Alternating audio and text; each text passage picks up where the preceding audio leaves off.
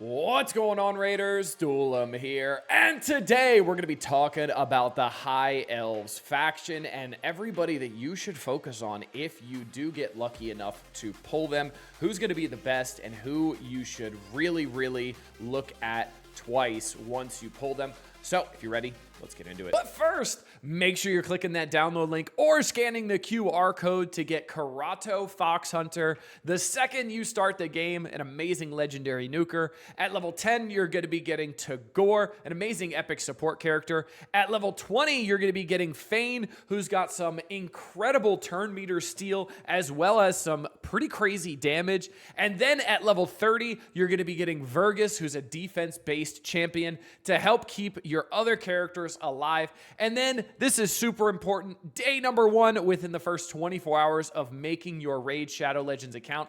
Type in promo code Monkey King to get Sun Wukong, one of the best free legendaries they have ever given. And if you're on iOS, make sure you're clicking a different link in the description to type in any promo code. All right, going into the High Elves faction. So we do have some decent options here, honestly. So we're not going to look at any of the rares, really. None of the rares are nothing to really write home about. Elhane's not bad. Apothecary's not terrible either. But that's about it. There's nothing too crazy here. There's a couple void rares in here as well. Obviously uncommons as well we're not going to talk about. So when we get to the epics here, there's a couple decent options here. So the first one, Neldor. Neldor Rhineblade is really good. He's actually really solid in Fire Knight and Fire Knight hard as well, because he does have freeze on the A1, and it's a triple hitter. And it's a 30% chance of placing a freeze debuff for 1 turn, which is absolutely amazing. So you can make it so he just uses his A1 only, and he's going to continually do that freeze over and over again. With Sniper, obviously, this goes up to 35%, and then with the books, it goes up to 45%. So it's almost a 50% chance at a 3-hitter, which is really strong. And obviously for Fire Knight hard, turn meter reduction does not work. It's all about freeze, and the freeze is your new turn meter reduction. So he's very solid just for that. The A2 Dancing Razors attacks 1 enemy 4 times. The first and the second hit has a 50% chance to place a 50% decrease attack debuff for 2 turns. Always great. Third and fourth hit have a 50% chance to place a 50% decrease accuracy debuff for 2 turns. This won't help all that much in Fire Knight, because you don't want them ever taking turns in Fire Knight, right? Like if he takes a turn in Fire Knight, you probably already lost. That's not a good thing, right? But the A3, definitely very helpful here. Attacks all enemies 2 times. Each hit has a 50% chance of placing a 30% decreased speed debuff for 2 turns. Heals this champion by 30% of the damage dealt, and that buff chance does go up to 75% with books. And again, he's an epic, so books are really easy to come by for him. So not only do you get the freeze and a triple hitter on the A1, you also get a double hitter and a decreased speed debuff for 2 turns on the A3, which is going to be a 4-turn cooldown when booked, which is really solid. So he is absolutely incredible for Fire Knight and Fire Knight hard. Very good. I need to build him. He's on one of my I need to build lists for sure. Then we also have the passive Cold-Blooded Drive. Whenever an ally places a freeze debuff, this champion has a 30% chance to attack the target with their default skill. So even more freeze as well is going to apply to this. So if somebody else applies a freeze debuff, guess what? Then he's going to counterattack, and then he's going to counterattack with the A1, then potentially put another freeze debuff on there. So Neldor is absolutely insane. I love him. You can see he's a 4.9 in Fire Knights, 4.9 in Faction Wars as well. Campaign, Minotaurs a little bit because of the offense down, the decreased attack and like the decreased accuracy. So that's kind of helpful. But other than that, nothing too crazy, but like he is really nuts. And what you can do here is you can actually click on recommended artifacts. So we've got some recommended artifact sets here, so it's just offense and crit rate, nothing too crazy here, but you could definitely use Hell Hades to get a more in-depth look. But this guy is just speed, does some pretty good damage as well, and making sure those triple hitters on the A1 are going off a bunch, and then something with like Farrakhan as well would be really great, the ally attacker. Absolutely nuts. Marksman, not bad either. Marksman's actually pretty good. He's got the increase all ally speed in arena by 20%, already very good. The A1, poison for 2 turns if this attack is critical, which you just put crit rate on him, super easy. Also has a 25% chance of granting an extra turn, so that's pretty cool too. The A2, impressive shot, attacks one enemy, fills the turn meter of all allies by 20%. Very, very nice. Has an extra 25% chance of inflicting a critical hit. Also very cool. So if you don't have the full crit rate on him for whatever reason, this gives you an extra 25% of hitting it. Now, attacks 4 times at random. Each hit has a 35% chance to ignore defense. That's really, really nice. Just 100% ignore all defense has a 35% chance. That's buffed up to a 45% chance. I don't know if Sniper affects this or not. I've actually been curious about that. Let me know down in the comment section if Sniper affects stuff like this or if it just affects debuffs being placed, because I've always been curious about that and I haven't been able to find the answer or not, so I'm curious about that. And then again, the aura in all battles is always great, but this is just going to be separated for arena, so not the best like overall like Deacon where it's 19% everywhere, but still very solid. Poison on the A1, again, that extra turn is always great as well. Nothing wrong with that at all. And then after that, there's not the best options after that. And Dahlia's not bad at all. She's actually pretty good. She's an HP-based epic character. She's got a provoke on the A1, 25% chance. Does get buffed up to a 50% chance. The A2 attacks all enemies, has a 75% chance, booked up to 100% chance of placing a 50% decreased attack buff for 2 turns. That's really nice, and it's also on a 3-turn cooldown when booked. The passive Outplayed counterattacks when enemies when attacked by enemies under decreased attack debuffs, and this can go all the way down to a 1-turn cooldown, so essentially never on cooldown, which is really, really nice. Also, this can end up proccing that provoke over and over again, so then they're going to be stuck on her for quite a while. You can see Faction Wars campaign, Minotaurs, Arena Offense, a lot of good places she can be used for sure. Very, very helpful. Can be very good, especially HP as well. Gets a lot of survivability with that as well. Now, let's go up to the legendaries, and we do have some pretty good options here. The first one I wanted to talk about was actually Ithos. So Ithos is pretty solid. We've got A1 Gouge, attacks one enemy, has a 20% chance of granting an extra turn, destroys enemy max HP by 15% of the damage dealt. So this is pretty much doing what an entire artifact set would do in the destroy set that pretty much should never be used. So this is pretty awesome on the A1. Then we've got the A2 Outburst, attacks all enemies 3 times. So it's a triple hitter AoE, which is awesome. Places a 25% weaken debuff for 2 turns. Very, very nice as well. Cooldown does drop down to 3 if you book it. So that's really nice as well. Then the A3 Extinguish Life, attacks all enemies. This attack is always critical. Does get down to a 4-turn cooldown.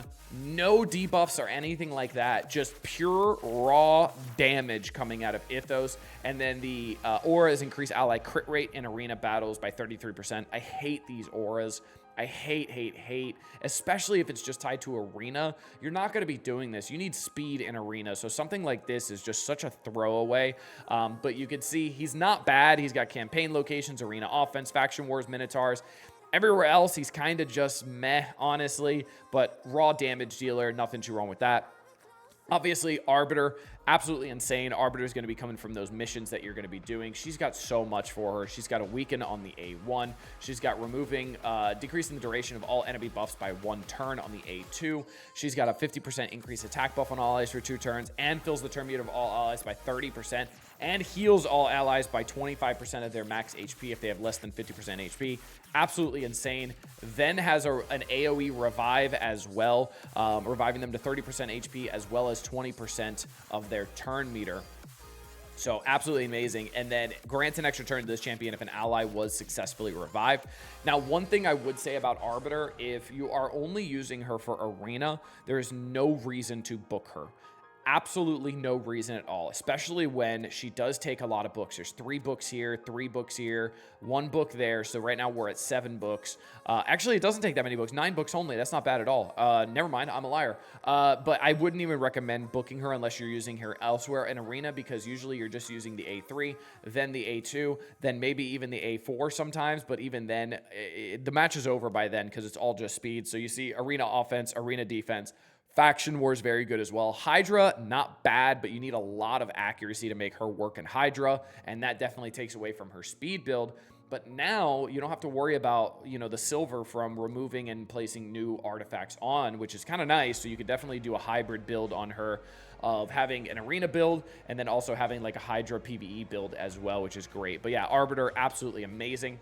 Another one that I have is going to be Lysandra, actually. So Lysandra is absolutely nuts. I got very, very lucky pulling her very early in my account, actually. And she was definitely a game changer early on. A1 transference, attacks one enemy, transfers all debuffs from this champion to the target. Absolutely insane here. Very, very useful, especially for things in like Spider, where you've got a lot of poisons on you. Dragon, where you've got a lot of debuffs on you.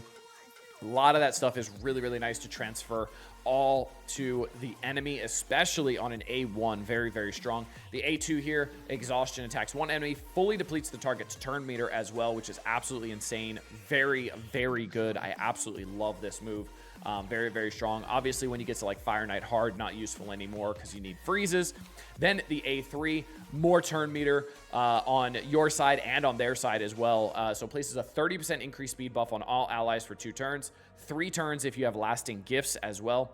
Fills the turn meter of all allies by 30% and decreases the turn meter of all enemies by 30%. So absolutely insane A3, and it's on a 4-turn cooldown as well, which is nuts when it's booked down.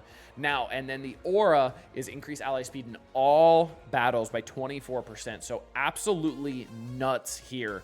Always useful here. This is one of the best ally speed in all battles in the game, actually. I think there's only one person or 2 people that have higher than her, and I think one of them is at 20, like both of them are at 25%, but she's like one of the best at 24%. Insanely good. You see arena offense, arena defense, faction wars as well. Fire Knights, not hard, but Fire Knights, Fire Knight normal because you can do turn meter reduction. Spider's Den as well because that AoE A3 does work on turn meter reduction on all the Spiderlings as well, which is amazing.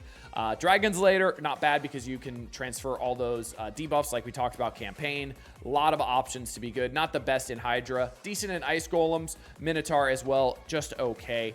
But yeah, she is very, very good. I love having Lysandra here. She's one of my favorites. And then next up, I also wanted to talk about Islin as well. I just pulled Islin relatively recently, and this guy was actually on the list that me and Kat talked about of one of the most annoying champions, especially when you see him in arena. He's very good. So his A1 double slash attacks one enemy 2 times. Each hit has a 35% chance of placing a provoke debuff for 1 turn. When counterattacking, the chance increases to 50%. So just a provoke on the A1, very nice. Does go up to a 50% chance when booked. The A2 hindrance attacks all enemies before attacking, has a 75% chance of decreasing the duration of all enemy buffs by 1 turn, has a 75% chance of placing a 30% decreased speed debuff for 2 turns. This is going to be booked up to 100% chance for both, and it's going to be on a 3-turn cooldown as well, which is very, very, very nice for a decreased speed for 2 turns. Very amazing.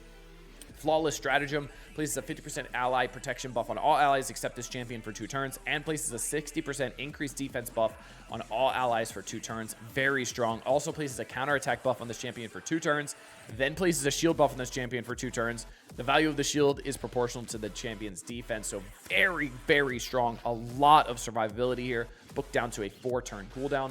Then we've got the passive as well. Protect the troops. Whenever this champion is attacked, heal themselves by 1% for each 500 defense this champion has. Heals all other allies under ally protection buffs placed by this champion by 30% of this skill's initial heal, which is absolutely nuts. So much survivability here, and it gets transferred to the team as well with that passive. And then we have the aura, increase ally accuracy in all battles by 60. And then you see just, yeah, arena defense, Hydra, very good because there's a lot of AoE attacks. Faction wars, obviously, campaign locations, arena offense, Chimera, Demon Lord, Iron Twins, Dragon's Lair, Ice Golem, like just very, very good, very solid, absolutely everywhere. Amazing character, part of the High Elves faction. After that, Pixneel's not bad, right? We've got Yannicka as well, a free character from the clan shop. Attacks 1 enemy. Each hit has a 50% chance of placing a leech debuff for 2 turns. Always awesome.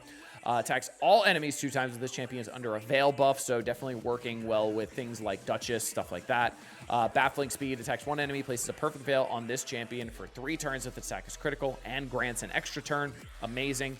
And then attacks all enemies, will ignore shield buffs, remove shield buffs from the targets if the champion is under veil. or a perfect veil, then deals extra damage equal to 15% of the value of the removed shield buff. So very, very good counter to shield characters, especially with Titus Blackplume in the meta as well. But a lot of people are not using him in PvP. A lot of people are using him in PvE. But you see, Faction War is pretty good. Arena Offense, not too bad. Outside of that, not the most crazy character ever. But yeah, we also have Lysanther. Lysanther Beastbane is also very, very good. We've got the A1 here, attacks one enemy 2 times. The first hit has a 75% chance to place the Hex debuff, that is buffed up to 100% chance, and places a 30% increase crit damage buff on this champion for 2 turns. Damage is going to be based off defense. Attacks one enemy 2 times on the A2. Has a 20% chance of repeating this attack. This is booked down to a 3-turn cooldown as well. When this champion counterattacks or teams up with allies to join this attack, will use this skill instead of their default skill, which is absolutely amazing. The damage inflicted with this skill increases by 10% each time an ally is devoured. Stacks up to 50%. So devoured is going to be in Hydra. So Lysanther Beastbane, definitely Hydra related. And then the A3 attacks all enemies 2 times. Each hit has a 75% chance of placing a 30% decreased speed debuff and a 25% weaken debuff for 2 turns. If a target is under a Hex debuff, places these buffs before attacking. Now, this does get booked down to a 3-turn cooldown, and the decreased speed does get buffed up to 100%. The weaken does get buffed, and the weaken is 100% chance of landing as well. Absolutely amazing, amazing. Then we have the passive, will ignore life barrier and ally protection buffs. It increases this champion's defense by 5% for each active buff on this champion. So very, very good in Hydra. We also get extra defense in all battles for the aura. Obviously 4.6 in Hydra. Faction War is pretty good as well. Then pretty above average everywhere else, but nothing crazy. But mainly Hydra is going to be the place where Beastbane thrives. So that's going to be the High Elves faction. That's where I am going, and the most important characters that you can get. I'm probably missing some, obviously, and if I am, let me know down in the comment section and why.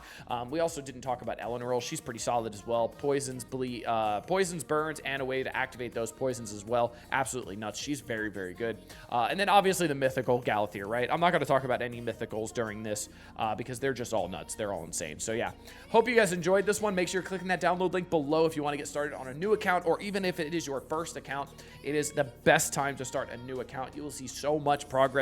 3 epics, 3 legendaries, one of them being Michelangelo, part of the Teenage Mutant Ninja Turtles, as long as you start before October 30th. Until next time, this has been Duelim. Later, Raiders.